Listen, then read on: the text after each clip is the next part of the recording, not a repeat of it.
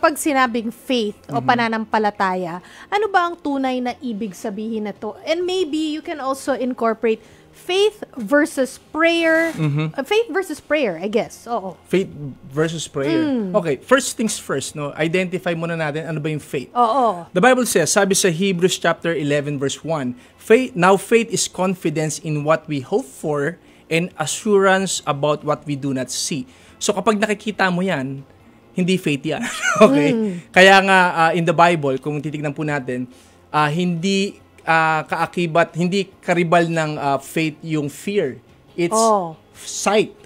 So kasi sabi sa Bible, we walk by faith, not by sight. So kapag nakikita mo isang bagay, kasi ang tao, di ba, to see is to believe. Correct. Laging kay sinasabi. God baliktad To believe is to see. Yun ang faith. Yes. Okay. Teka lang. Medyo, baka complicated yun para sa kanila.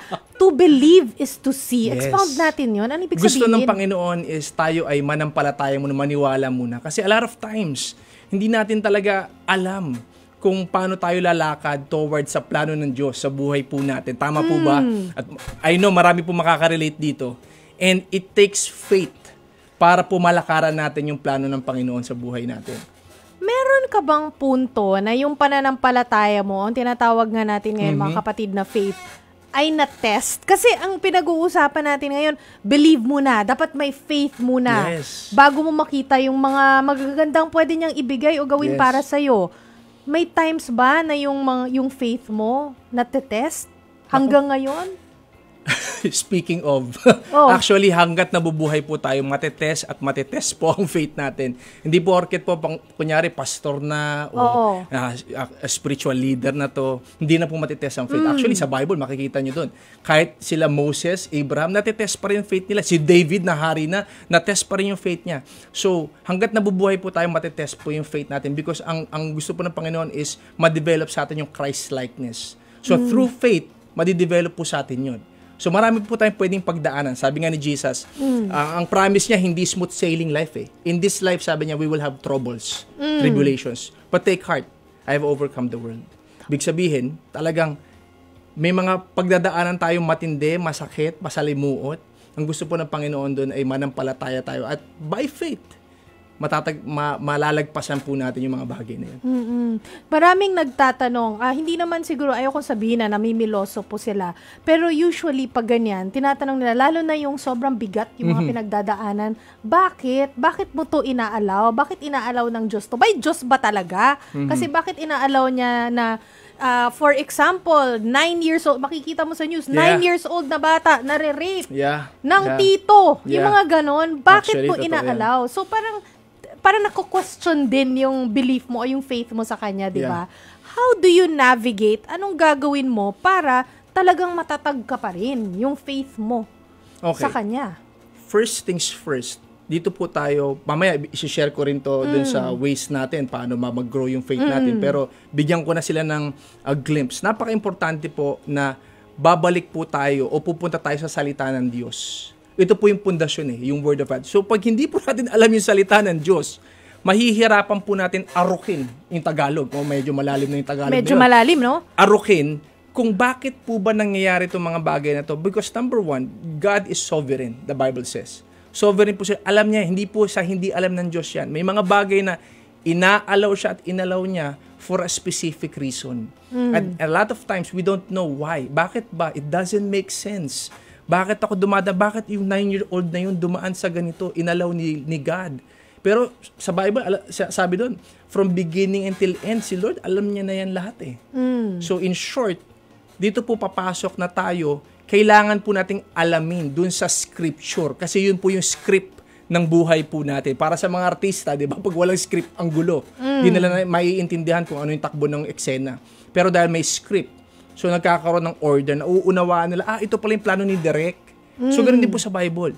So pag nagbasa po tayo ng scripture, magkakaroon tayo ng kaliwanagan, okay, kaya pala. Kaya a lot of times, pag nagkaroon ka ng malalim na relationship kay Jesus, yung pinagdaanan mo na yon, pag napagtagumpayan mo, sasabihin mo pa, alam mo, praise God, buti na lang Buti nangyari, parang ganon. pinadaan ako ni God. Kasi kung hindi, wala ako dito ngayon. Kumbaga parang pakiramdam mo, blessing in disguise. Yes. Parang ganon. Totoo po yan. Oo. So, kanina, Pastor, kaka-mention mo lang, si Pastor Chris po ang kasama natin ngayon, no, para dun sa mga kaka-tune in lang sa 92.3 True FM. So, na-mention po ni Pastor Chris na kaya tayo may Bible kasi parang script ng buhay natin. Yes. Parang inihambing niya dun sa mga artista na kailangan may script din, di ba? So, itong Bible ba na ito, do we take every word literally or kailangan mo magdasal muna bago mag-pray tapos humingi ka ng enlightenment para maintindihan mo yung binabasa mo? Okay. Napakagandang tanong. Oo. Chiki. Ito po yan. Importante po, muna, number one, is meron tayong relationship kay Jesus. Kasi, kahit may Bible po sa harap natin, kita nyo naman, some of you, baka sa bahay nyo, sa mga lola nyo, may mga Bible dyan, di ba? Naalikabukan na. Sa hotel, may Bible dyan. So, kung wala kang personal relationship kay Jesus, titignan mo lang yan as an ordinary book. Yeah. Pero pag meron kang relationship kay Jesus muna, lalagyan mo ng value yun eh. Kasi bakit? Aalamin mo, ano ba yung love story ni God sa akin? So, ikaw ngayon magkakaroon ka ng curiosity. So, pag binuklat mo yun, inaral mo yun, ninamnam mo yun, mauunawaan mo na may mga bagay na ito pala yung kagustuhan, ito pala yung kalooban ng Diyos sa akin. So, yung faith mo mag-grow. Kaya sabi sa Bible, faith comes by hearing and hearing the Word of God. Kasi if not, mahirap po talagang lumago yung faith natin if we will not allow ourselves na manamnam po yung salita ng Diyos. Kasi yung Bible is bread of life po yan eh. Hindi lang po tinapay o pagkain ang makakabuhay sa atin. Spiritually speaking, ang pagkain po natin is yung salita ng Diyos. Yun po. So ano ba? Sorry, prayer muna bago magbasa? Going back. Or word so, for first word? is first, relationship kay Jesus. Pangalawa, bago ka magbasa ng Bible, mag-pray ka muna. Hingi ka ng guidance sa Holy Spirit. Lord, bigyan mo ako ng wisdom, ng understanding. How can I understand deeply your word? Kasi minsan, sobrang literal o malalalim, lalo na pag napunta ka sa mga genealogy. Ano ba kinalaman ito sa buhay ko, sa pang-araw-araw ko? Baka tulugan mo eh. So, hingi ka ng wisdom sa Lord kasi i-reveal ni Lord yun. Merong revelation na tinatawag. So, may i-unpack si Lord sa'yo na mauunawaan mo, ako to nangungusap yung salita ng Diyos sa'yo mismo. Oo. Yun. So, okay, nangungusap yung salita ng Diyos sa'yo mismo. Dial back muna ako ng konti, Pastor Chris, dun sa pinag-uusapan nating faith, no? Itong faith na meron ka ngayon, I'm sure it's very strong ngayon, no? Itong faith na meron ka ngayon kay God, ay nakaka-influence ba the way you relate with other people? O yung mga relasyon mo mismo sa ibang tao? Sa pamilya, sa kaibigan, people you don't know, people na hate mo, or baka hindi naman hate, pero hindi mo gusto, hindi mo kasundo. Yun. May influence ba siya? Yung pananampalataya mo dun sa the way you relate to these people? Actually, yung tanong na yan is somehow personal din talaga sa akin.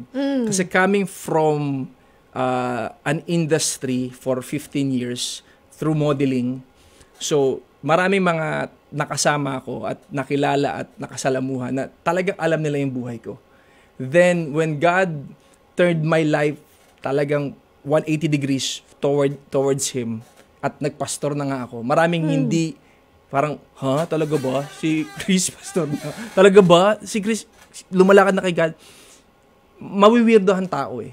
But, napaka-importante po talaga, lalo-lalo na po sa mga manonood natin, yung paano tayo mamuhay. Kasi minsan, madaling sabihin na tayo ay mananampalataya o Kristiyano pero hindi nakikita sa gawa natin. And I remember na napaka ganda ng pinaunawa sa akin ng Lord to rely on Him. First things first na natutunan ko yan sa journey ko. Kasi marami pala siyang kailangan tanggalin sa akin. So that yung mga taong mayroong prejudgment sa akin, hindi makita na si Chris, kundi si God sa buhay ko. So, nung time na yon, ang galing lang ni Lord kasi nga, through faith, na-realize ko contagious pala siya. Nakakahawa. Paano? Paano nakakahawa? Example, dati palamura akong tao. Oh, okay. Lahat ng salita ko, talagang, alam mo, may PI, may ano. So, pag nagsalita ka dito ngayon, kung dati yan, chikitit, baka malamang ang dami ng puro dito. blip. Oo. So, nasanay yung tao sa akin na ganun ako manalita. Pero because of Jesus, binago niya yun eh. So nagtaka yung mga tao, parang iba ka na magsalita ngayon hindi ka na si Chris na para puro PI Oo. So example lang yun sa maliit na bagay na yun. So sila mismo parang pag na magkakasama na kami, sila mismo parang nahihiya na rin silang magmura. Kumbaga, merong impact sa'yo. Yes, may impact sa kanila na parang okay nga na hindi. Ba't nga tayo nagmumura ng gano'n? No? So magtatanong ngayon sila sa akin, paano mo natanggal yan? Paano mo napagtagumpayan yun? Paano nga ba? So doon ko ngayon i-inject. Yes. Oo. Number 1 po, importante yung surrendering. Sinurrender ko kay God kasi hindi ko yung kaya. Doon din papasok yung faith. Minsan, di ba, iniisip natin in our own way, kaya natin mapagtagumpayan isang bagay. Pero at the end of the day, hindi po. Pwede mo for the meantime, pero it will not sustain. It will not last. Kasi ang lasting strength lang manggagaling kay Jesus. So, nung sinorender ko kay God, Lord, ayoko na magmura na. Parang ang weird, di ba? Ayoko pagdating na may asawa na ako, may anak ako, habit ko to. Ayoko ng ganun. Nagkaroon ako ng ganung perspective yung sa future na. Pagka may anak, may asawa, ayokong habit to. Kasi ang pangit tignan nakikita ko yung mga tropa ko, minumura yung asawa, ganyan.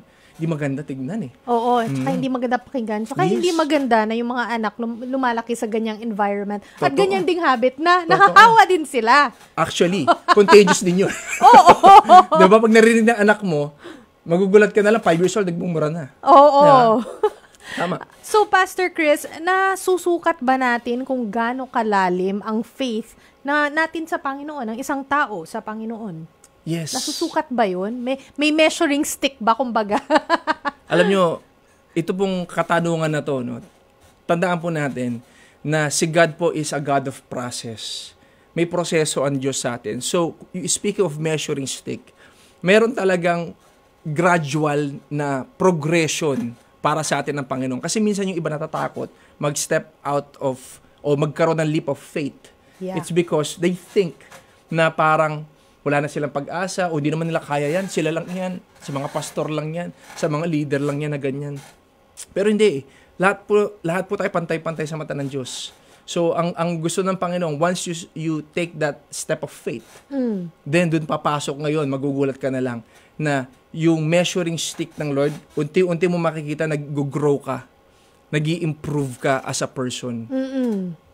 It's not about you, but it's about your focus sa Panginoon Doon mo makikita, hindi mo natitingnan yung sarili mo. Kaya mo minsan mini-measure yung sarili mo kasi nakatingin ka sa sarili mo. Doon ka focus. Pero pag focus ka kay Jesus, maraming mababago. Meron po ba, Pastor Chris, mga kwento? By the way, dun sa mga kakatune in lang, no, sa 92.3 True FM, ako po si Chicky Verhel. Ito po ang programang Sagot Kita, usually hosted by Cheryl Cosim po. Kasama po natin dito si Pastor Chris. Ayan. So, Pastor Chris, may mga kwento ba sa Biblia tungkol sa faith, tungkol sa pananampalataya, and even testing the faith na makukuhanan natin ng aral? Mga kwento sa Biblia mismo. Alam mo, gusto niyo po ba ng shortcut? Anong shortcut? Para sa mga tamad. Para sa mga gusto niyo malaman kung sino-sino itong mga to. Sa Bible, meron pong tinatawag na Hall of Faith. Kumbaga sa Hollywood, may Hall of Fame. Oo. Sa Bible, may Hall of Faith. Tignan niyo, pumunta kayo sa Hebrews chapter 11, basahin niyo yung buong yun.